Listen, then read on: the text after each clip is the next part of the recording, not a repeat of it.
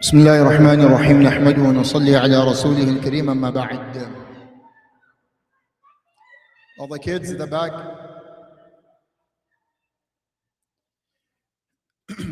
So yesterday we mentioned that as we approach the month of Ramadan,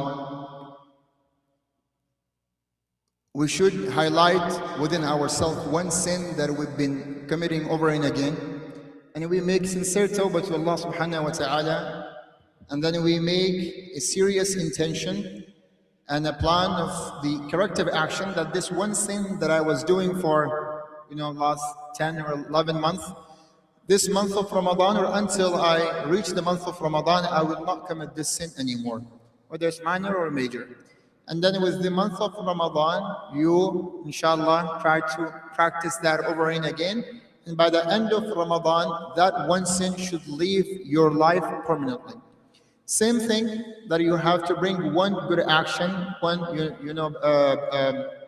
pious or righteous deed, that you have to bring it back to your life that you used to do before that, but you are not consistent with it anymore. Some dhikr, some mustahabbat, sunnah, a'mal, nawafil, tahajjud, one salah fard, at the masjid, something that you used to do, but subhanallah, since Ramadan or last Ramadan, after a few months you have done it, but now it's been a while that you are not doing it anymore. Make sincere tawbah to Allah subhanahu wa ta'ala and bring that one action, make it consistent and bring it back to your life, inshallah.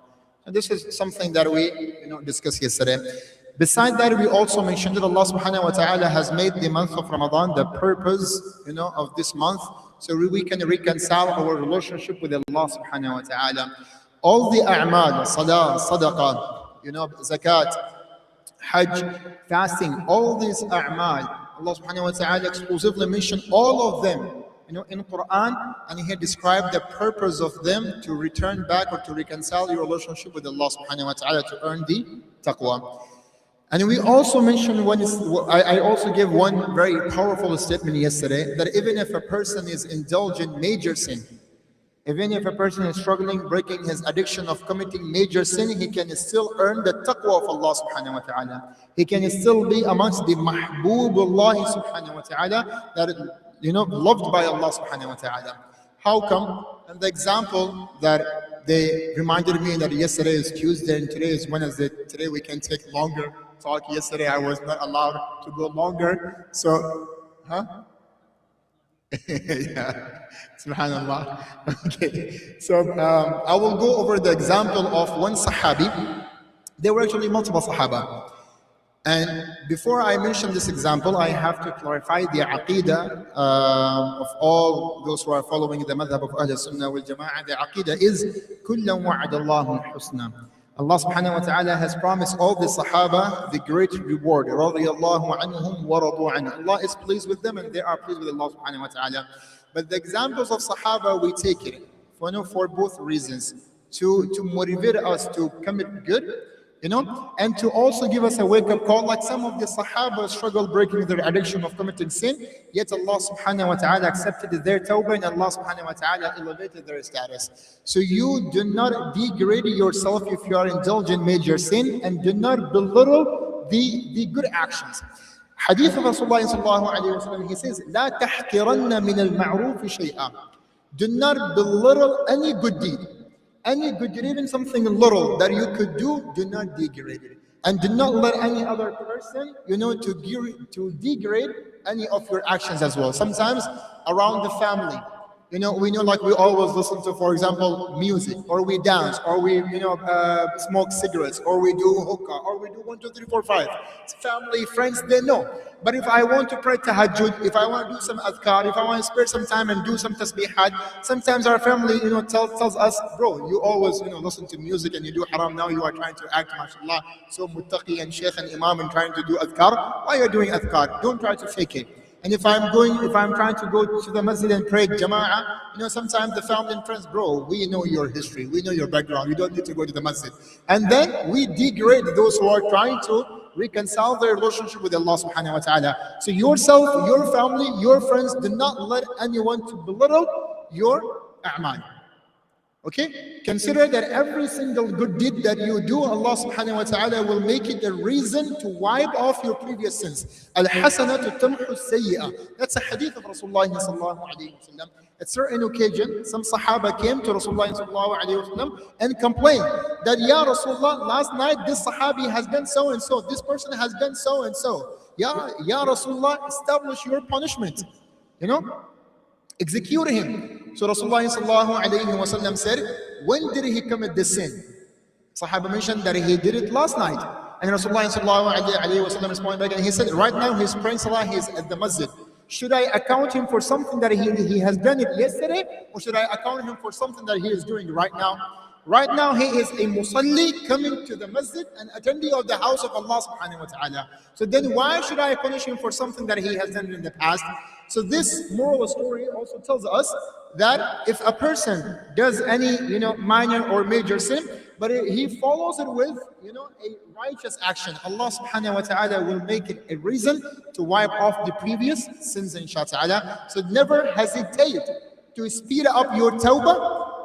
Sometimes if you do a mistake, if you commit sin, then right away try to do something good. Give a little bit of sadaqah. Talk to your father, talk to your mother, talk to them nicely, gently, be obedient to them, fulfill a certain duty and seek, du'as against, that good action that you have done for your parents. Or the moment you commit sin, the moment you stop, right away, just at least say 10 times astaghfirullah, astaghfirullah, astaghfirullah. I'm not giving you, loopholes, to commit sin, but I'm just trying to encourage, in a way that do not hesitate of speeding up your tawbah, and do not hesitate of committing any, righteous action after you just committed sin. Rasulullah sallallahu alayhi wa sallam said, if the servant of Allah subhanahu wa ta'ala commits a sin, and even if he commits the same sin 70 times, and 70 times a day he seeks forgiveness from Allah subhanahu wa ta'ala, he will لَوَجَدَ اللَّهَ تَوَّابًا رَحِيمًا. He will find Allah subhanahu wa ta'ala will grant him tawbah, and Allah subhanahu wa ta'ala will grant him maghfirah. And the month of Ramadan, the dua that we make in the month of Ramadan, Allahumma innaka afuun kareemun tuhibbul afwa fa'fu anni. What does it mean by the word afu? Afu means, oh Allah, forgive me. And what does it mean by maghfirah? Oh Allah, forgive me. Same meaning. But now the literal meaning, or the technical scholarly difference between the ghafoor and the afu. Ghafoor, when Allah subhanahu wa ta'ala forgives your sin, but still it is recorded in your, bread book. Afu is the attribute of Allah subhanahu wa ta'ala where He forgives your, sins, and He wipes it off from your great book. That's why many sins that we have committed before, we don't even remember them, because Allah subhanahu wa ta'ala has wiped it off from our great book and from even our memory. We never realize how many wrong things that we have done. And when you get I'm inshallah you will never get it, but in case if you had got before, a traffic ticket. Sometimes you go to the court and you file, a claim against that ticket. Sometimes the judge dismisses the ticket. But if you make, the same citation again, the officer or the judge will tell you that, there is in your record that you have committed this citation before.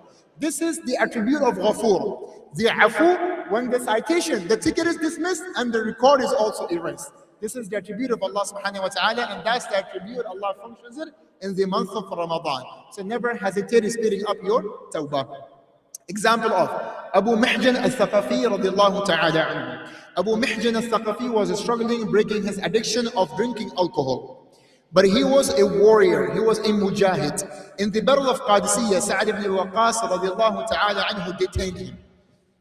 And Abu Mihjan al-Thaqafi radiallahu ta'ala anhu was so sad, like I wanted to go for jihad, and because of my addiction of drinking alcohol, Sa'ad ibn al-Waqqas radiallahu ta'ala anhu detained me. And Brother Abdul Hamid likes, to hear ash'ar in Arabic.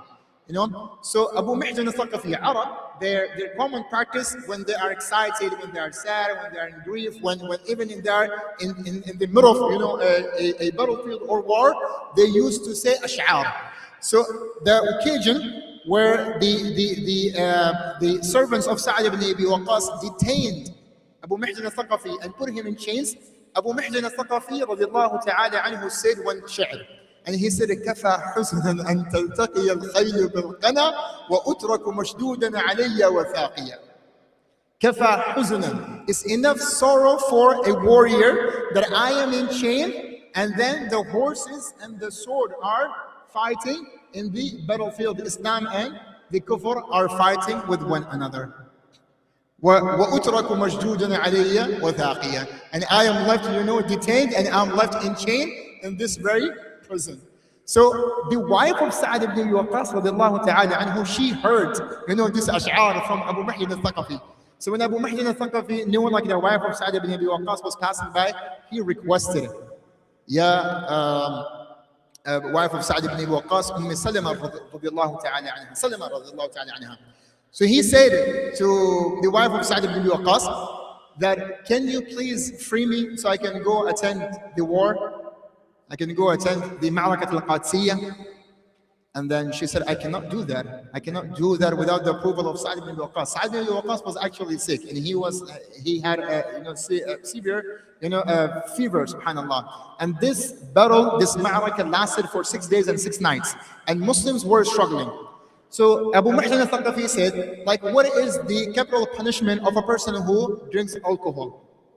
Flogging, pelting, rajam, lashing. What will you do? Okay, let me go for jihad. If I am killed, I will be shaheed and you will be rid of me. Then there will be no one at this very place who will drink alcohol. And if I return back, I promise you, like before the return of Sa'd ibn Abi Waqqas, I will, come on my own, and I will put myself back in chains. So it sounds like a practical deal. So the wife of Sa'd ibn Abi Waqqas said, go. And Sa'd ibn Abi Waqqas, because of the fever, he did not go to the battlefield, subhanallah. And he went there pretty much, but he did not attend the ground. So the balqa, the horse of Sa'd ibn Abi Waqqas, was there at his house. Abu Mahyan al-Thaqafi took, the balqa, and he was riding the horse of Sa'd ibn Abi Waqqas, and he attended the ground of the battle of Qadsiyah. Sahaba Kiram mentioned, Tabi'in mentioned, that the moment Abu Mahyan al-Thaqafi entered, and the way he runs after, the Kuffar Quraysh, Sahaba imagined and they believed that Allah subhanahu wa ta'ala has sent the unseen power as he sent in the battle of Badr. Exactly as Allah subhanahu wa ta'ala sent the angels, in the battle of Badr. Looks like Abu Mahyan al-Thaqafi is not a man, is actually an angel. Wherever he goes, the Kuffar Quraysh, they run away from Abu Mahyan al-Thaqafi. And that was the day, because of the addition of Abu Mahyan al-Thaqafi, Sahaba Kiram sustained that day, subhanallah. When Sa'd ibn Abi Waqqas came back, he came back, his wife asked him, how was the ground today? How was the battlefield today? So he said, I am surprised. Someone was, going and running after the kuffar of the Furs, and it looks like the ride was the ride of Balqa. The attack was the attack of Balqa. And the way a warrior was fighting, it looks like he's Abu Mahyan al-Thaqafi, but it looks like we have wronged, detaining Abu Mahyan al-Thaqafi. I wish Abu Mahyan al-Thaqafi attended the ground. Subhanallah. And then, but I don't believe that it was Abu Mahyan al-Thaqafi. So the wife of Sa'd ibn Waqqas said, let me tell you, a hidden truth. Without your approval, actually Abu Mahyan asked me to release him. So I ended up releasing him, and he returned back home, and he put himself back in chain. He detained himself. Sa'd ibn Waqqas started crying. He said, call Abu Mahyan al-Thaqafi. Abu Mahyan al-Thaqafi came, and Sa'd ibn Waqqas said, Wallah, you are the warrior, you are the mujahid of Allah subhanahu wa ta'ala, and because of your struggle of breaking your addiction of alcohol, after now, even if you drink alcohol anymore, I will not flog you, I will not lash you, I will not pulse you, I will not detain you, I will not put you in prison. You are free. I will never punish you again. You are the true warrior and the mujahid of Allah subhanahu wa ta'ala. And then Abu Mahyan al-Thaqafi said, you know what, I will make a promise to you, wallah, from now, I will never drink alcohol anymore. He did sincere tawbah to Allah subhanahu wa ta'ala. Fuqaha and muhaddithin related this story with two things. Number one, maybe you are struggling of one sin, but maybe there are other good actions that you are doing, and Allah subhanahu wa ta'ala will elevate your status. And we are no one to judge someone by their negative actions. We are only encouraged, by the model of Islam, that we should judge one another by their good actions. And Fuqaha Muhaddithin also mentioned, if a person comes to the masjid, give the testimony about their iman. Say that he is a true mu'min because he come to the masjid.